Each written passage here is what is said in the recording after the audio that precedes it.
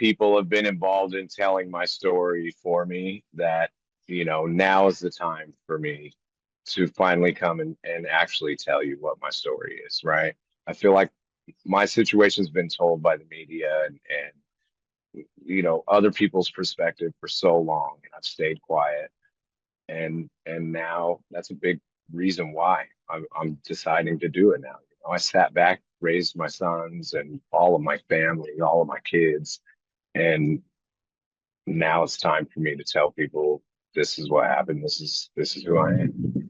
A lot of it was memory. A lot of it was diving in once we knew what it was we wanted to talk about.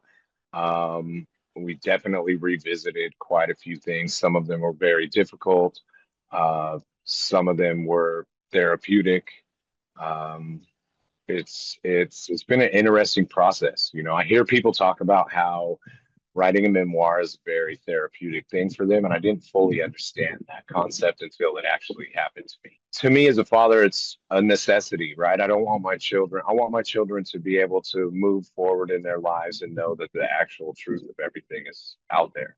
I don't want them to have to explain, and I say it really good in the book that I just don't want them to explain things that they didn't live through. I don't want them to explain to people who their father is, right?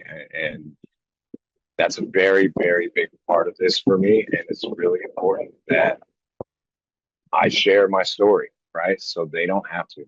I didn't give too much thought on should I or shouldn't I. There are things that I did take out because, wasn't needed. And like you said,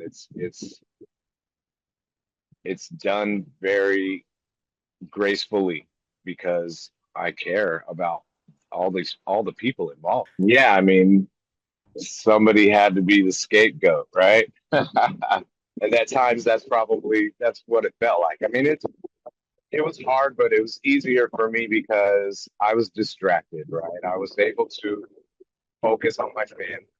And in the midst of all of it, back in the earlier 2000s, I could focus on work at the same time. So between the two, and I saw it. I saw what people said. I've seen it. But at the same time, I could really just kind of put it to the back of the line when it came to what the priorities were. I'm literally 2 years after, you know, me and Britney divorced, Vic came into my life in 2008. And yeah, Vic is everything to me, right? I don't think that I'd be sitting here talking to you and be the same person that I am without her. Things could have went a whole different route. And I mean, she's brought something to this family that I don't think anybody else could. She's given me so much to believe in, so much to fight for. Everything is about that relationship. Um, and that's the whole thing about what I talk about in the book. Like, I feel like that's part of what my journey was in life is searching for Vic.